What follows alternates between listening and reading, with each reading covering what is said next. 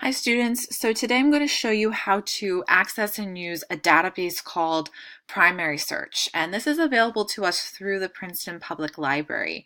You can access it for free at home through your library card. Today in class we'll be using my library card so you can explore the resource, but I do want you guys to be aware of what resources are available through the library for free with your library card. So the first thing we're going to do is we're going to go to the library website, princetonlibrary.org. I'll write that on the board for you guys. And under the research tab here on the homepage banner, you see it expands some options for you. Databases by subject, databases A to Z. Databases by subject is going to have all the resources grouped into categories so it's easier to search. If you look for children, this is going to have the things that are most relevant to you. So we have the first one is Middle Search by EBSCO. That's what we'll be using.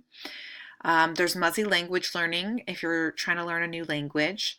Novelist K-8, which is really great if you're looking for something good to read and aren't sure what to read. This database takes what authors you already like or books you already like and can make suggestions for you.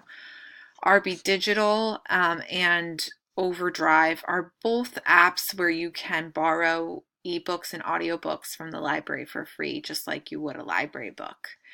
And then we have World Almanac for Kids, which is similar to the database we have access to at the school, Britannica. It's another electronic database. So we're going to go to Middle Search, and you're going to have to put in the library card number. I will put this on the board for everybody. And then it takes us into the database. Now, EBSCOhost is a vendor for a lot of databases. Middle Search is one specific database, and the content that is in this database is geared towards middle school students. Depending on what the database is for, the content will be different, but this interface looks pretty much the same across the board. So if you use EBSCO in middle school or high school, this will look familiar to you, moving forward into other databases by EBSCO. I just want to show you that there are some advanced search features here. We don't really need to pay too much attention to that. We're just going to do the simple search bar. And I know you guys are doing your unit on persuasive essays. So what you want to do for the search bar here is think of a key term or a keyword that will be relevant to your topic. So let's say, for instance, your topic is on why smoking is bad for you. What would you type in here? You would maybe say bad effects of smoking or smoking effects on body or something like that. You could also, if your topic is on a healthy diet and why you should eat healthy, it could be effects of healthy eating or healthy diet even as a keyword. I'm going to use the example of school recess. I know that was another popular topic, that school recess should be longer. So you can see EBSCO making suggestions for me. I'm just going to keep it as school research and hit recess and hit search. So we get search results. We can see at the top here there's 139. Kind of looks like Google the way it's listed out. 139 is not bad. Sometimes you can get results in the thousands, and that indicates that your search terms are too broad. A way that you might narrow down your search results is by using these filters on the side here.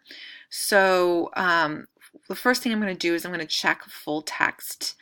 What this does is this is going to limit it to articles that have this link, PDF full text and HTML full text. We want to be able to read the entire article and not just this little blurb about it. So if we check full text, that brings it down to 129. We had 10 articles in there that did not have full text. And publication date is another great filter. So 1985 is probably too outdated for our persuasive essay. We want stuff that's more current. I can use this little bar to slide it to 2008. So we're only looking at the last 10 years. Now we have 68 results. Still more than what we're going to need or look through, but we're really only targeting in on those articles that we're really interested in looking at. Be wary of clicking on the first thing in the results list, because if you read this title and you read this abstract, you can see it's talking about teenagers. Not to say that this article it might still be relevant about why recess is needed, but it's going to be saying why recess is needed for high school students. And we're writing our persuasive essay talking about fifth graders. We probably want to keep it to an article that's related directly to our age group. So the second one on the list here is recess required. Take a note of the date. It was written in 2018, so it's current. And if you read the abstract, which is the little blurb here, it says that it's in New Jersey and that it's kindergarten through fifth grade. So this indicates that this is a highly relevant article and probably of interest to many of you. So we click on this and we're going to get that same kind of information, the abstract, and here it has subject headings, which are actually hyperlinked. You can do a whole new search for just school recess breaks if you want to.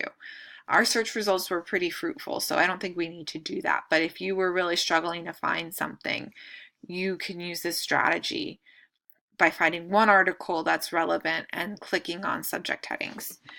If you scroll down, we have the article here in the HTML format, and there's actually an audio player. If you click on this and it doesn't play for you, you can, which is what happened to me, you can download the file and play it that way. It asks you to agree to their terms, which is, we're just using this for academic purposes.